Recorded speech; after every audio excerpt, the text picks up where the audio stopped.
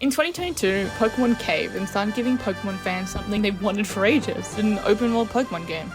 It started with Legend Arceus, which was a glimpse into what Pokemon Scarlet and Violet would be later that year.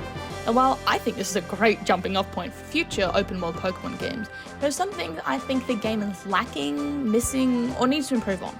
So here's what I hope to see in the future. I've broken it down into 4 categories, although I think they're equally important.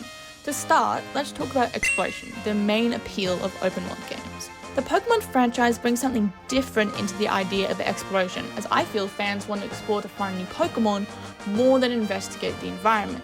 That doesn't mean, however, you can slack off on the environment. It's where the Pokemon and the people live, and it is crucial in telling their story and setting the scene. Something small I think would make a big difference is adding interesting points to the map, even if they don't hold any main plot relevance. Consider Breath of the Wild, for example, another Nintendo game. I loved finding random things in that game. It gave life to it. For example, the 7 Heroines. It's located in the Gerudo Desert, which is also a puzzle, and results in spawning a shrine. Not only am I shown something awesome adding to the lore of Hyrule and the Gerudo people, but I'm also rewarded for exploring. Some people may argue that the Pokemon you find is the reward, which is true in a sense, but what about post-game players, people who have completed the decks? Even so, Pokemon games are about Pokemon, so let's encourage exploration with Pokemon. When I was a kid playing Heart Gold on my DS covered in stick-on crystals, I thought the coolest thing was to search for the legendary Dogtrainer. I don't think I ever caught them, but it was really fun. It made me revisit different routes, and because I was running in the grass a lot, I ran into rare Pokemon that I didn't know were there. We've seen them add similar experiences recently, such as catching the legendary Galarian bird trio in Sword and Shield with the Crown Tundra DLC, which was good, and I think bringing this concept into open world game would be beneficial. We know it works too with how well received Scarlet and Violet's Ruinous Quartet was. They didn't advertise it at all, and it was really exciting. When I first found those swords, I had no idea what they were. Once again, rewarding players with that mystery for their curiosity and looking in weird places, in my opinion, it's a better version of what they did with Spiritomb in Pokemon Arceus. Exploration can be further encouraged through side quests. We had this feature in Arceus, and they somewhat did it in Scarlet and Violet with befriending teachers, but I found that lackluster and not as obvious that they were side quests. And quest is a stretch. Mashing A to talk to a nurse isn't exactly the best side quest, no matter how good her character design is. This leads me to my second point, story. I think something Scarlet and Violet did well was framing the game with a theme, school. This gave a lot of settings to more NPCs that are relevant to the player. Now, a theme that I think would be fun for an open world Pokemon game is one fans might already be familiar with, a guild. When I first thought of this, it reminded me of Mystery Dungeon, but of course in a completely different setting. It would still have the charm of working in a close-knit community and would be an excellent jumping off point for plot and side quests. I'll come back to why I think this is such a good theme when we talk about gameplay, because they tie together.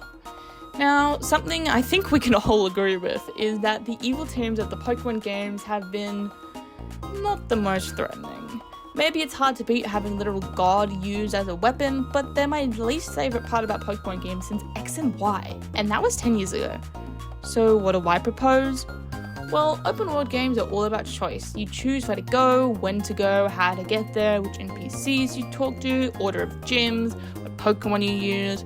So, I propose the villains try to erase that choice. For any big readers watching or people forced to read in year 12, you might have thought what I did. George Orwell's 1984. Now I know this is a kid's game, nothing that extreme or political, but the idea of having someone watching you, maybe the whole region, and trying to limit that choice would be excellent. And for this idea to work best, it can't be some predictable plot twist that the Pokemon games give. It won't be the champion or your best friend who you think is the leader. I don't think even the children these games are made for fall for those tricks. There's lots of ways this idea could be applied, and I'd love to hear what you guys think. I was thinking maybe the legendary, since they always want the legendary, is powered by people's imagination or free will, and by limiting that choice and creativity, they weaken the legendaries, and that's how they capture them. With the legendary, they can make people have no free will, or never imagine rebelling against them, a la 1984. This leader would be, in their eyes, trying to create the perfect world, one where no one can get hurt, or suffer crimes or sadness, but doing it in the complete wrong way. Kind of like Yagami from Death Note. Obviously, not as violent, but that's a very loose idea. I'd love to hear what you guys think, or if that's too dark, or if you guys have any cool ideas for your own villains and their story. A small note I want to add before moving on is Nintendo needs to work on their NPC dialogue. In more recent games, NPCs have little speech bubbles to give the player immersion, like these people have lives and things to talk about. Except it's all about Pokemon. We get it, they're awesome. That's why we play. But there's no way 24/7 everyone is talking about how cool their Pikachu is or that they just love Pokemon. Tell me something about the town, give me a hint about a cool landmark or Pokemon, or even just tell me to go away. Something interesting. Tell me how cool your shorts are. Just actually add personality to these characters. Okay, this section might be a little longer than the others, but I hope you guys appreciate my ideas for gameplay. There are a lot of beloved mechanics or mini-games that have been discarded by Pokemon over the next new fad the games add. Scratch that and bring them back. How? Well, remember the guild idea? How about different guilds that focus on these mechanics?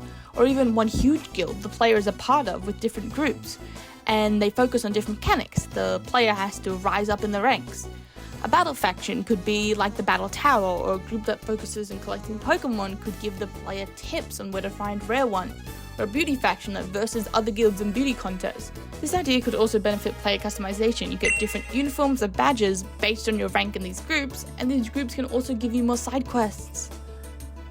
Another mechanic that works good for this Zelda idea is max raid dungeons.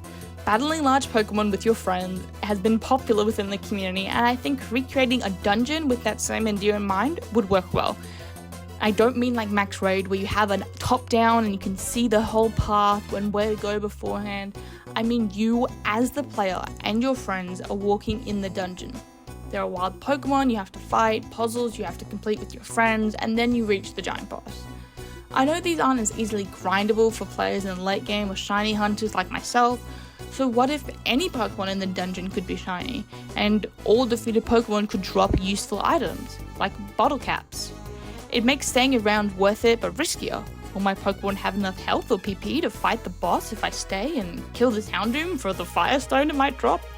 Staying with one more idea that works with the guild theme, although by no means strictly, is minigames with your friends. I'm imagining Mario Party but with Pokemon. Let's race an obstacle course in our Pokemon, or see who can paint the best painting of their Pokemon with Smeagol help, or who can pass around the Jigglypuff the longest without falling asleep. Fun ideas like that. It would be even better if you could use your own Pokemon you've caught in these minigames to show off with your friends. Maybe in a speed-based or strength-based game, your Pokemon stats matter, so you want to breed the best Pokemon. That would also introduce more general players into the ideas of IVs and EVs, something that's mainly used in competitive. It would also add a lot more to co-op, especially now that we can have 4 people in the same world together and give them something to do. This final idea, don't worry, nothing to do with guilds, but more of a quality of life change, and I don't know why I haven't done it yet. When you start your game, you make your crucial choice, your starter. And your rival, someone who's meant to challenge you, a tough opponent, strive to make you better, picks the one weak to your Pokemon? Now I understand why they've done this recently. It makes the game more accessible, easier for children and new players, and makes the player feel like they're winning straight off the bat, making them do well so they want to keep playing. However, let's face it, adults, older kids, and returning players buy these games, and have been playing them for 25 years. No one likes a long tutorial when they know exactly what they're doing, especially one that isn't challenging and makes the game a whole lot easier. So I propose we let the player choose.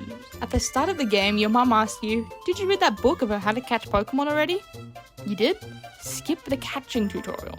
Your rival asks you, "Do you want a challenge or do you want a helping hand?" A challenge? Great, I'll pick what's strong against your Pokemon.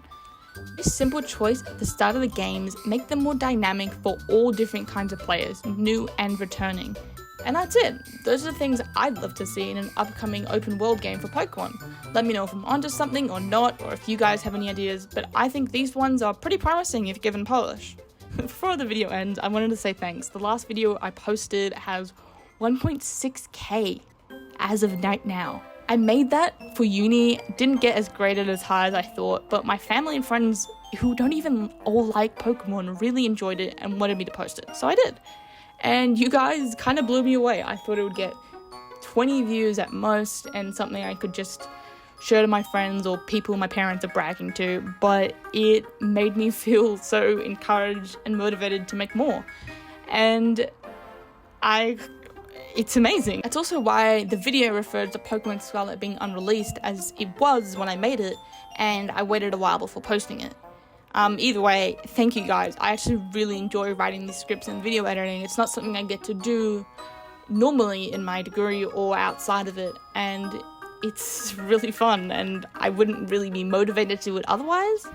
You guys really motivate me to do it with all your lovely comments and the views, people liking what I'm making, so thank you guys so much. Sorry for this ramble. Videos won't be posted regular. Like I said, I am at uni, although I'm in my last year. I'm just gonna post what I want to talk about, so if you guys like it, that's really cool.